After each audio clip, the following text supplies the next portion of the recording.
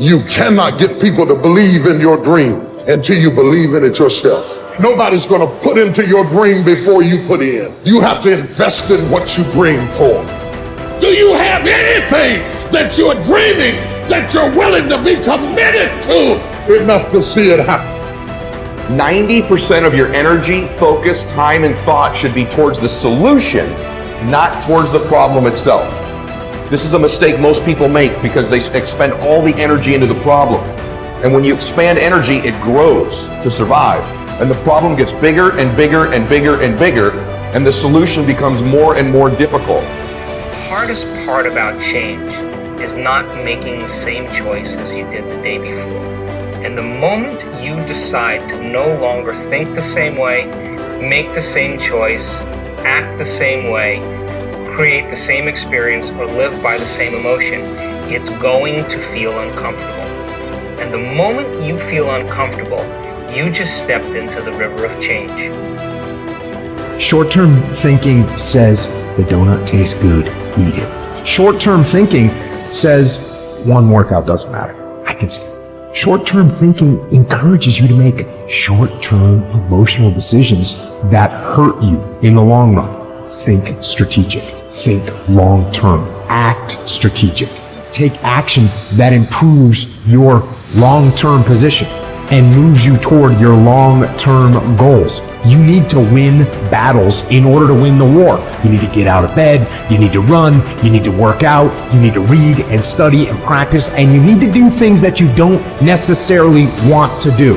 Get out of your damn bed, get off your phone, and you need to go out there into the world and get after it. People think of freedom as the ability to implement your whim. And freedom opens up that as a possibility. But sustainable freedom, that isn't what it's about at all. It's primarily about responsibility. It's about determining which load you're going to pick up and carry. That's the proper definition of appropriate freedom. We have pain, we have suffering, we react, and we react about get the out of here. It's those people who are able to control that feeling of flight and say, no, there's a way through this. It's going to end. It's going to end, but we don't know that. We don't think that. At that time, it's going to last forever. So what keeps me going? I've quit several things. I know what's on the back end of quit. It's a lifetime of thinking about why the f did I do that? And I ain't doing that no more. You want it, and you're going to go all out to have it. It's not going to be easy. When you want to change, it's not easy. If it were in fact easy, everybody would do it. But if you're serious, you'll go all out. Nothing in life is promised except death. If you have the opportunity to play this game of life, you need to appreciate every moment. A lot of people don't appreciate their moment until it's past. Those times when you get up early and you work hard, those times when you stay up late and you work hard, those times when you don't feel like working, you're too tired, you don't want to push yourself, but you do it anyway. That is actually the dream. That's the dream. It's not the destination, it's the journey. My perspective, when people ask me all the time, no, I lack discipline, how can I get discipline in my life? And no one wants to hear this answer. No one wants to hear it. One of the first steps you can take to impose discipline in your life is to wake up early in the morning. Because let's face it, when the alarm goes off, you got your head on that soft pillow, it's all nice and cozy and warm in there, you do not feel like getting up. You should not. That snooze alarm is... That's insane. I call that snooze alarm the dream killer. The reason most people fail is because they give up what they want most for what they want now. 95% of our decisions are made by how you feel in the moment. And that is the problem. Do you feel like making that cold call?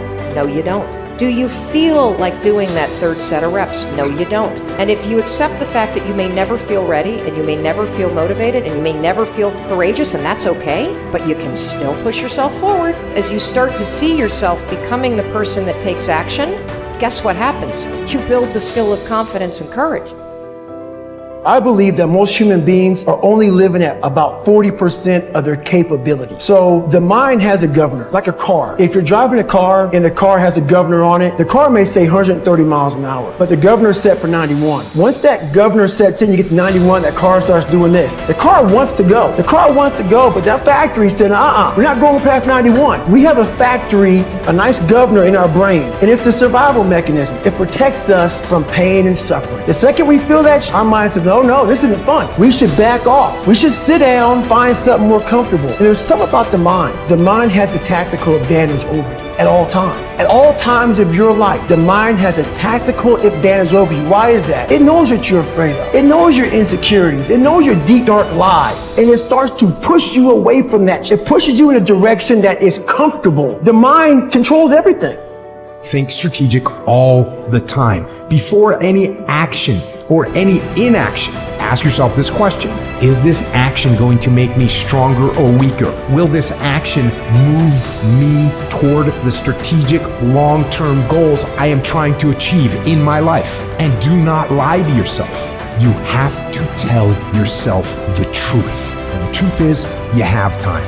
You have the skill, you have the knowledge and the support and the willpower and the discipline to get it done. You're not a procrastinator.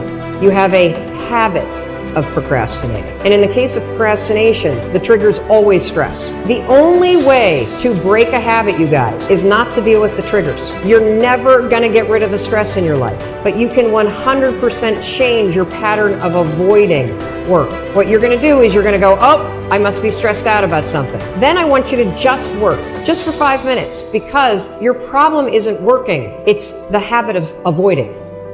Everybody's got a dream. Everybody's got a goal. What's the plan? And when you're trying to do something that you're truly passionate about, there is no plan B. Think about that for a second. Michael Jordan won 6 NBA championships with the Chicago Bulls because he was committed to plan A, not plan B. Oprah Winfrey became the queen of all media because she was committed to plan A, not plan B. Plan B sucks.